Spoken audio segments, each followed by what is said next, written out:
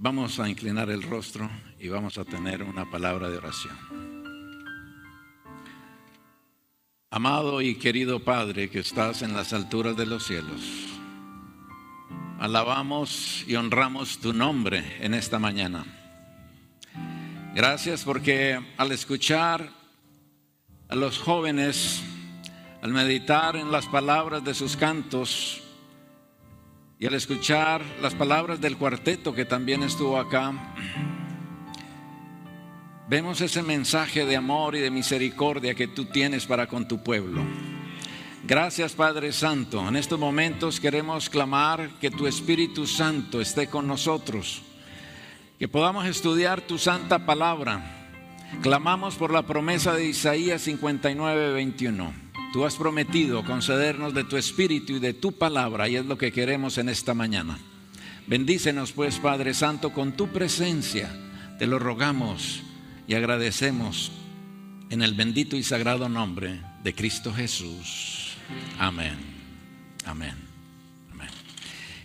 Estaba mirando estas columnas que están acá y analizando cómo Dios desea que nosotros podamos tener columnas fuertes, un fundamento fuerte en nuestra vida. Y analizando en esta mañana una gema que quisiera compartir con ustedes, reflejando a Jesús, nos dice que muchos cristianos están poniendo sobre sus cimientos madera, heno y hojarasca, que el fuego del día final consumirá. Están ocupados en tareas que cansan, tareas que ocupan horas de oro, pero que no son las tareas que necesitan hacerse. Su tiempo está ocupado y sus energías se agotan con lo que no producirá resultados preciosos ni en esta vida ni en la futura vida inmortal. ¿Qué diferencia se notará cuando la obra espiritual ocupe la mente?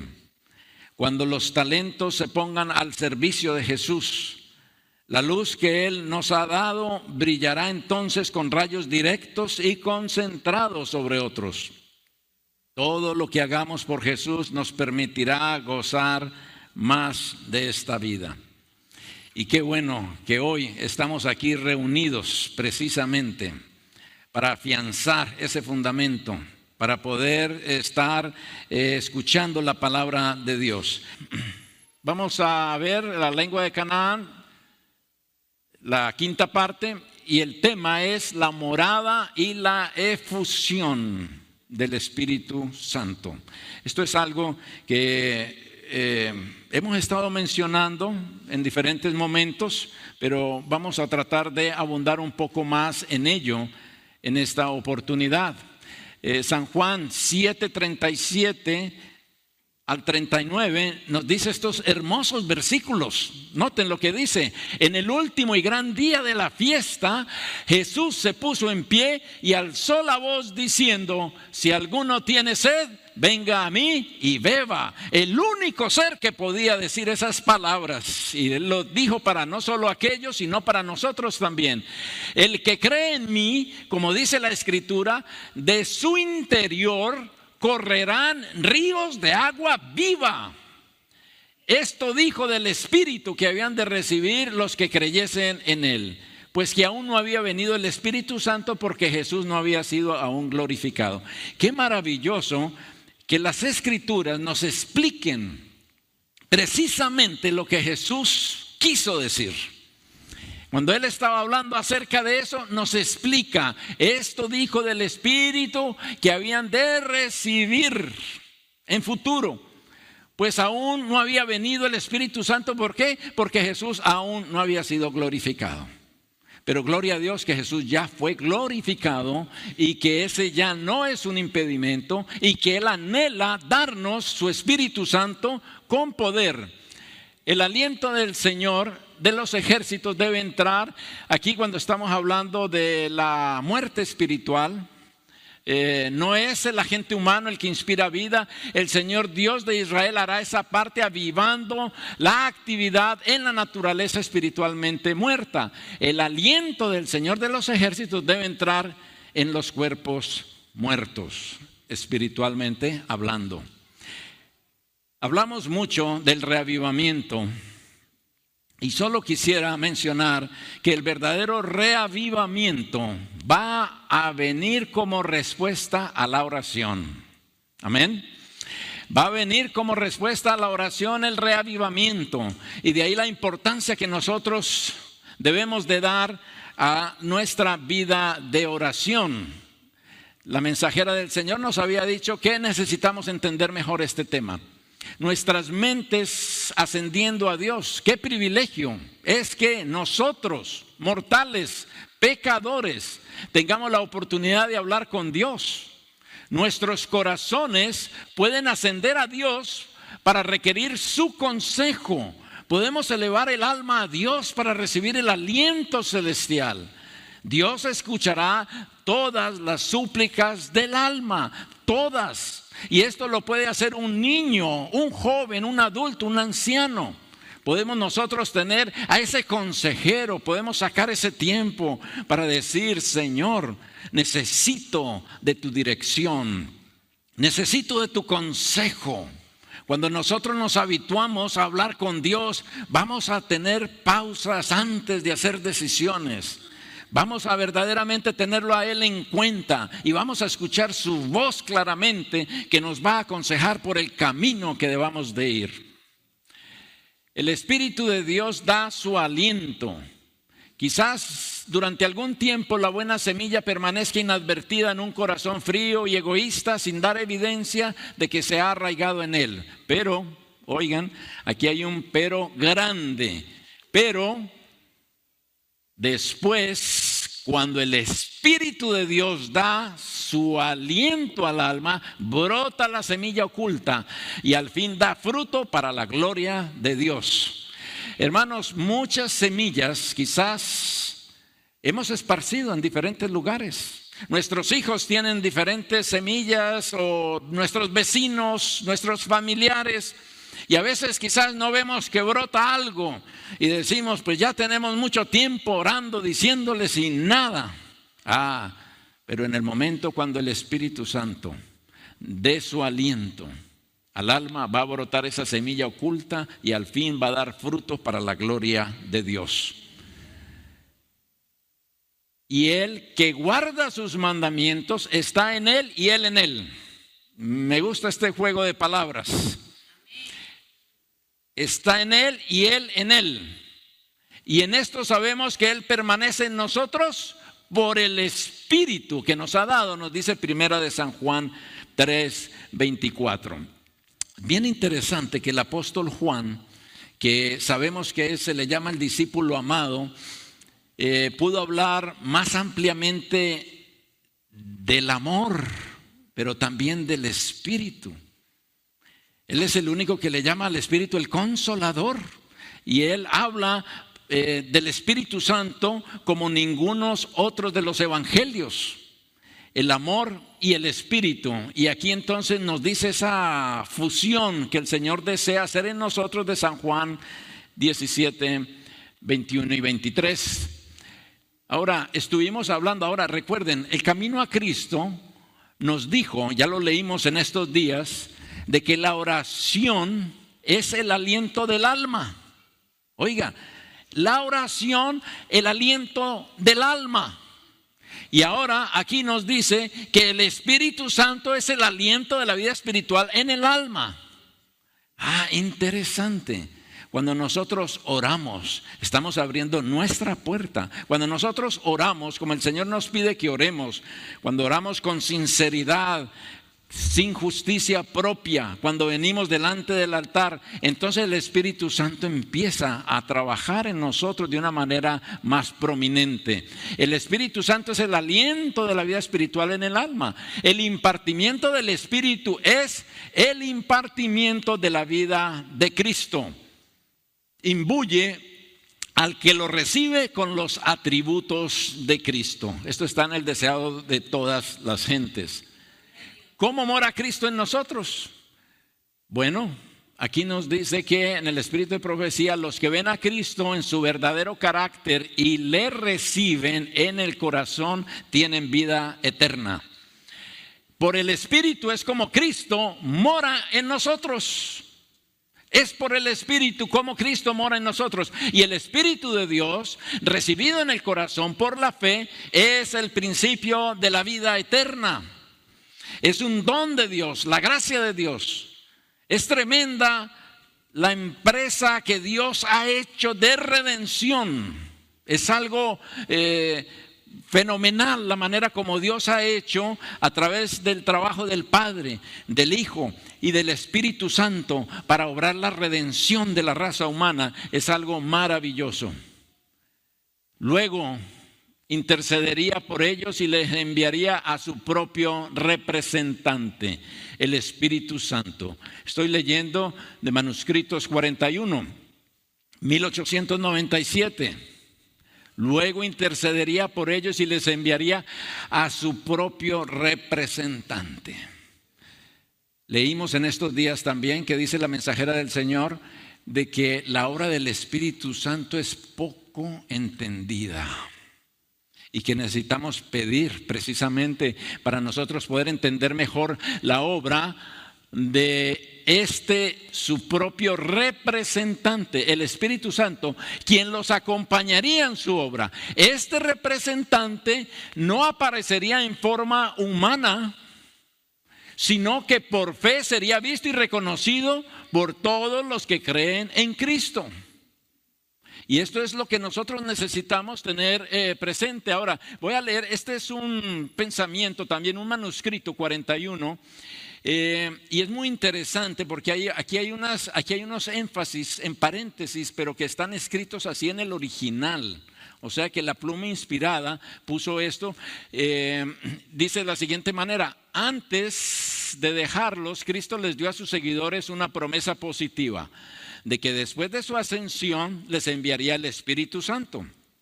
Id pues, dijo, y enseñad a todas las naciones, bautizándolas en el nombre del Padre, un Dios personal, y del Hijo, un príncipe y salvador personal, y del Espíritu Santo enviado desde el cielo para representar a Cristo.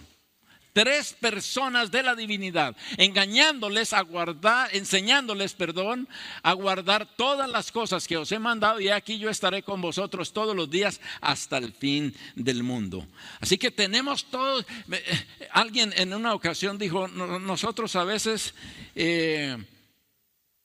criticamos a las personas que son idólatras y que adoran otros dioses, pero muchas veces nosotros no adoramos a un Dios completo cuando nosotros no vemos la divinidad en estas tres personas y en la función que cada uno de ellos está haciendo para nuestra redención. El Espíritu Santo debe estar continuamente, oigan bien, continuamente con el creyente. Debemos considerar más cuidadosamente el hecho de que el Consolador debe de morar en nosotros. Si comprendiéramos personalmente esta verdad, nunca nos sentiríamos solos. Saben, hermanos, que muchas personas se sienten solas, especialmente ahora de que hay muchas distracciones en las redes y que supuestamente hay mucha conectividad a través de estos aparatos, y sin embargo se han reflejado que hay un mayor índice de personas que están en soledad, se sienten solas, aunque están acompañadas de personas, o aunque tienen ciertas cosas que uno pudiera decir, pues no está solo, pero se sienten bien solos. Pero aquí tenemos una declaración tremenda. Si comprendiéramos personalmente que esta verdad de que el Espíritu Santo debiera de estar constantemente con nosotros, nunca nos sentiríamos solos. ¿Por qué? Porque la impartición del Espíritu Santo es la impartición de Cristo. Cristo vendría a morar con nosotros. Y entonces no estaríamos solos. El Espíritu Santo transforma el carácter. No vemos a Cristo, pero su Espíritu Santo está tan cerca de nosotros en un lugar como en otro. Obra en cada uno y por cada uno de los que reciben a Cristo. Los que conocen la presencia permanente del Espíritu revelan los frutos del Espíritu: amor, gozo, paz, longanimidad, bondad, mansedumbre, fe, templanza, obras del Espíritu. También la felicidad es el resultado de la santidad y de la conformidad con la voluntad de Dios. Un significado muy diferente al que podemos encontrar en Google. Ponga usted qué quiere decir felicidad, busque un diccionario qué quiere decir felicidad. Y bueno, claro, podemos tener muchos significados, pero este es un significado bastante interesante. La felicidad es el resultado de la santidad y de la conformidad ¿con qué? Con la voluntad de Dios. Los que quieren ser santos en el cielo, primero serán santos en la tierra, porque cuando dejemos esta tierra llevaremos nuestro carácter con nosotros. Y esto será sencillamente llevar con nosotros algunos de los elementos del cielo que nos fueron impartidos por la justicia de Cristo. La experiencia, ¿qué es lo que sigue? En estos días hemos estado hablando acerca de ir al altar del Señor. Y cuando vamos al altar del Señor debemos ir se nos recomienda que vayamos de 3 formas. Una de esas formas es que debemos de ir tal y como somos, tal y como somos. Debemos de ir también sin justicia propia. Y para ir sin justicia propia debemos de ejercer fe. Y debemos de confiar en la justicia de Cristo. En otras palabras, ir desollados, sin justicia propia. Pero también el último ingrediente es ir listos para morir. ¿Para morir a qué? Para morir al yo, para morir al yo. Entonces, la experiencia que sigue a la entrega total de Dios es la justicia, la paz y el gozo en el Espíritu Santo. ¡Qué bendición! ¡Qué recompensa la que Dios nos da cuando nosotros decidimos, por la gracia del Señor, a morir a nosotros mismos, morir a esa naturaleza pecaminosa, morir a esa naturaleza carnal y poder vivir más en el Espíritu Santo? ¿Qué nos dice el Espíritu?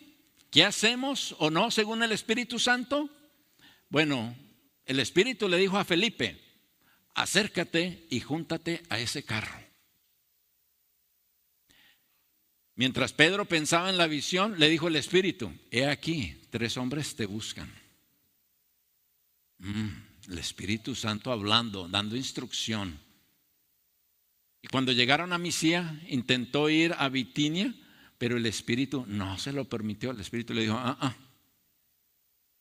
El Espíritu en acción, el Espíritu queriendo dirigir nuestras vidas. ¿Saben qué nos dice la mensajera del Señor? Que el Espíritu Santo debe tener el control absoluto de nuestras vidas. El control absoluto de nuestras vidas. Y esto es lo que no muchos estamos dispuestos a hacer. No queremos soltar el control de nuestra vida. Se nos hace supremamente difícil dejar que Dios controle completamente nuestra vida. Pero es lo que el Señor desea, que nosotros podamos darle el control absoluto de nuestra vida. Y eso es una de las cosas que está deteniendo los ángeles en los 4 extremos que están allí esperando hasta que el pueblo de Dios sea sellado. Un vínculo de la gracia, la palabra, la comunión con Dios y la permanencia del Espíritu Santo. Respondió Jesús en San Juan 14, 23 y 26. Respondió Jesús y le dijo: el que me ama, mi palabra guardará. Y mi Padre le amará, y vendremos a él y haremos morada con él. Mas el Consolador, el Espíritu Santo, a quien el Padre enviará en mi nombre, Él os enseñará todas las cosas y os recordará todo lo que yo os he dicho. Tenemos el don más maravilloso que se nos ha dado. El cielo nos da a Cristo, el Hijo amado. Cristo nos da el Espíritu Santo. Somos muy privilegiados y necesitamos poder ver ¿para qué se dieron de tal manera por nosotros? Satanás quiere que estemos distraídos y no entendamos la función de ellos o disfrutar plenamente lo que el Señor desea hacer. Pero noten esto, noten la voz de Dios y el poder que tiene el hombre. La conciencia es la voz de Dios que habla en medio del conflicto de las pasiones humanas. Al desoírla, se contrista el Espíritu de Dios. Los hombres tienen el poder de apagar el Espíritu de Dios. ¿Qué tanto estamos ejerciendo ese poder? ¿Qué tanto nosotros fácilmente estamos apagando el Espíritu de Dios queriendo trabajar en nosotros? Los hombres tienen el poder de apagar el Espíritu de Dios. Se les deja la facultad de elegir. El hombre pero el hombre resiste primero la acción del Espíritu de Dios, y una vez que la ha resistido es más fácil la segunda. Cuando resistimos al Espíritu Santo una vez, más fácil lo volvemos a resistir la segunda, y más la tercera, y todavía más fácil la cuarta. Pero esto también es cierto al contrario. Por otra parte, cada rayo de luz recibido dará una cosecha de luz. Una tentación vencida dará poder para resistir firmemente la segunda, y esa la que sigue. Y entonces estamos en ese conflicto. Nadie necesita considerar el pecado contra el Espíritu Santo como algo misterioso e indefinible. El pecado contra el Espíritu Santo consiste en rechazar persistentemente la invitación al arrepentimiento. Bien claro que nos lo muestra la mensajera del Señor. Tenemos una promesa maravillosa, así que exaltado por la diestra de Dios y habiendo recibido del Padre la promesa del Espíritu Santo, nos ha derramado esto que vosotros veis y oís. Entonces Pedro, lleno del Espíritu Santo, les dijo: gobernante del pueblo y ancianos de Israel, y empieza a hacer su discurso, en el cual miles se convirtieron. Aquí ni una oración va a ser perdida, ni una se ha perdido de las oraciones que han estado ascendiendo para el cumplimiento de la promesa del derramamiento del Espíritu Santo. Cada oración se ha venido acumulando, lista para desbordarse y producir una inundación sanadora de influencia celestial y luz acumulada sobre el mundo entero. El Espíritu Santo. Hermanos, qué maravilloso la promesa que tenemos del Espíritu Santo. El Espíritu Santo quiere redarguirnos, quiere transformarnos, quiere darnos la vida de Cristo. Y es una bendición que nosotros podamos tener esa comunión con el Espíritu Santo, como esa parte de esa lengua de Canaán que hemos estado hablando, y esa unidad y esa respuesta a la oración de San Juan 17:21.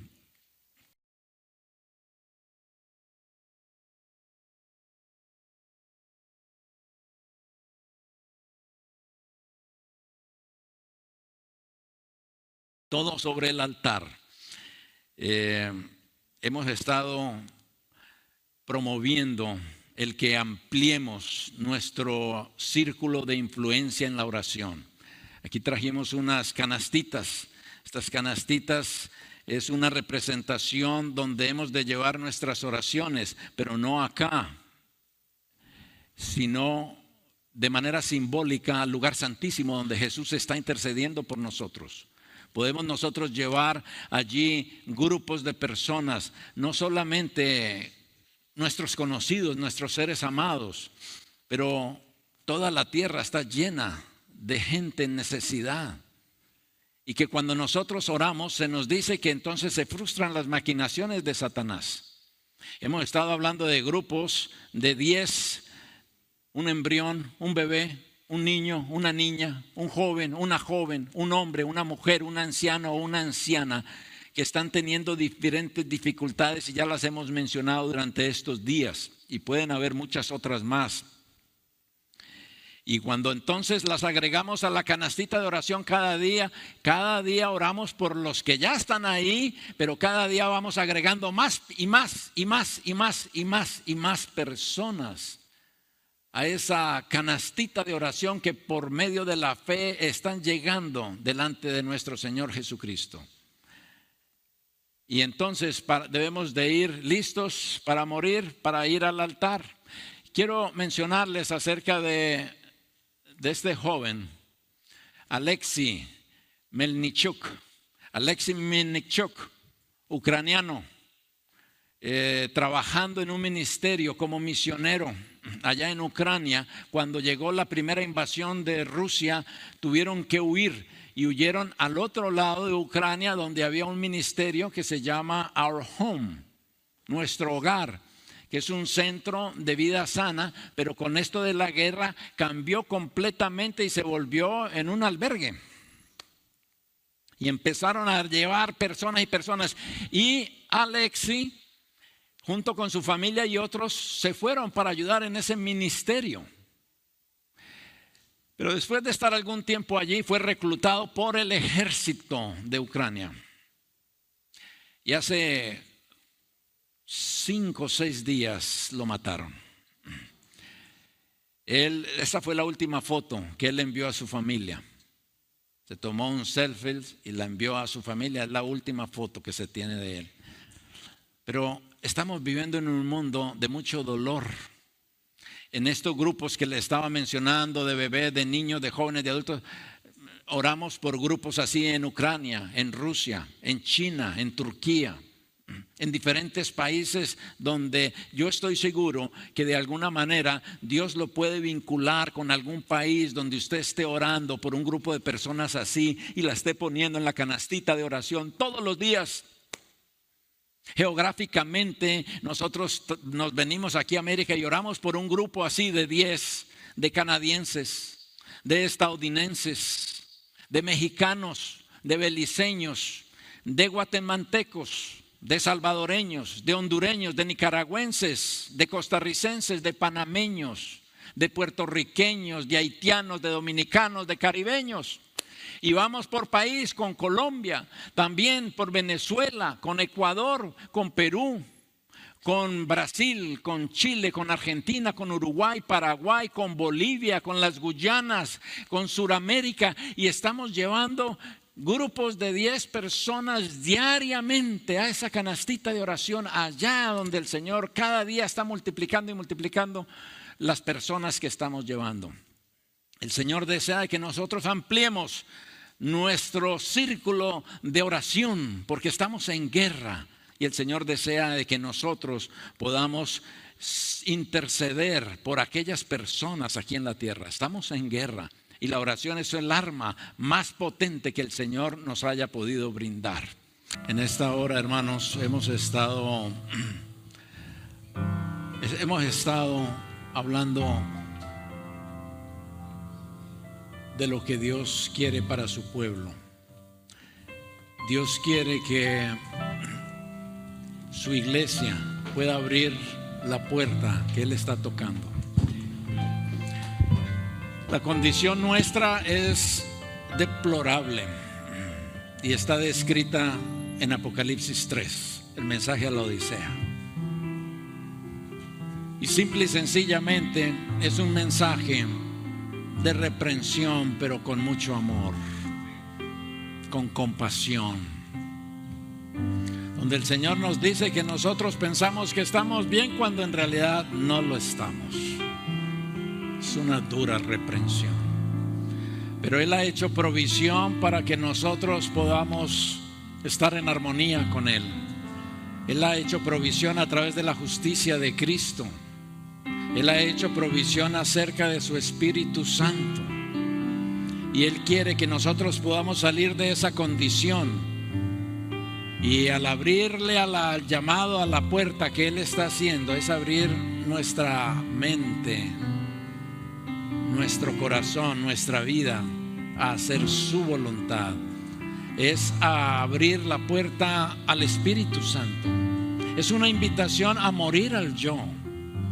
Es una invitación para que tal y como estamos podamos ir delante de Él y entregar nuestras vidas completamente al Señor. El Señor viene pronto, mis queridos hermanos.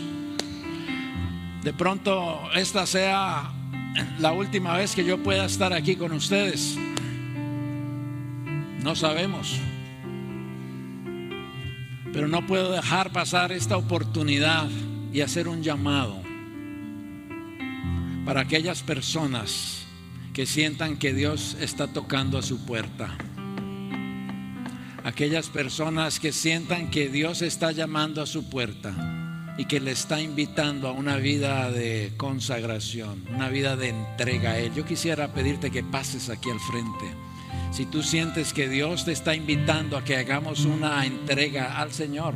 Yo sé que la mayoría de los que estamos aquí estamos bautizados y que somos miembros de la iglesia quizás por muchos años. Esto no es para los nuevos o para los que no son adventistas. La condición de la Odisea es la condición del pueblo de Dios, es de nosotros. Y yo quiero hacerte ese llamado en esta mañana, para que podamos atender a ese llamado que el Señor hace. Él no está tocando nuestra puerta. Él quiere que le abramos nuestra mente, que nosotros verdaderamente podamos confiar completamente a Él, que nosotros vayamos a su altar como Él nos invita, que vayamos al altar del Señor tal y como somos. No necesitamos ser perfectos. El Señor quiere que vayamos tal y como somos, sin ninguna justicia propia, no confiando en nosotros, en nuestros propios méritos, no confiando en que porque hacemos buenas obras aquí y allá. No, en los méritos de Cristo Jesús solamente. También el Señor nos llama a todos aquellos que tenemos necesidades. Si tú tienes una necesidad, también te invito a pasar al frente para que podamos llevar al Señor esas necesidades. Que en nuestro cuerpo mismo podamos estar llevando esas necesidades como personas, que podamos llevarla al altar del Señor. El Señor nos invita para que nosotros le abramos nuestro corazón a Él y que tengamos una entrega completa. Por las distracciones del mundo, a través de los medios, a través de tantas cosas, hay muchas distracciones. Pero el Señor quiere que a todas esas distracciones le digamos no y que nos concentremos en el Cordero de Dios que quita el pecado del mundo. Vamos a orar. Amado y querido Padre que estás en las alturas de los cielos, te damos gracias por tu amor y tu misericordia. Gracias por el Cordero de Dios que quita el pecado del mundo. Gracias, Padre Santo, porque fue inmolado desde la fundación del mundo. Gracias porque el plan que tú tienes para salvarnos es supremamente maravilloso. Es un plan de misericordia, un plan de amor. Mientras que el enemigo trata de ofrecernos espejismos y cosas materiales y quiere llenarnos de orgullo, de vanidad, tú quieres que contemplemos al Cordero, que podamos entregar nuestras vidas al Cordero, que podamos dejarnos guiar por el Cordero, que podamos abrir nuestra puerta, nuestra mente a lo que tú tienes para nosotros, independientemente del trabajo o la posición que nosotros estemos desempeñando. Tú quieres, Señor, tener el control absoluto de nuestras vidas. Ayúdanos para que podamos ceder el control absoluto al Espíritu Santo. Ayúdanos, Padre Santo, y perdona nuestros pecados. Sé con cada necesidad, Señor, que están aquí presentes, las personas que han pasado o allí donde están, las necesidades que tienen, o aquellos que nos están viendo a través de las redes. Señor, suple sus necesidades conforme a tu santa y divina voluntad. Padre, te rogamos y te agradecemos todo, no porque haya mérito alguno en nosotros. Te lo pedimos y agradecemos todo en los benditos y sagrados méritos de Cristo Jesús. Amén, amén, amén. Que el Señor les bendiga.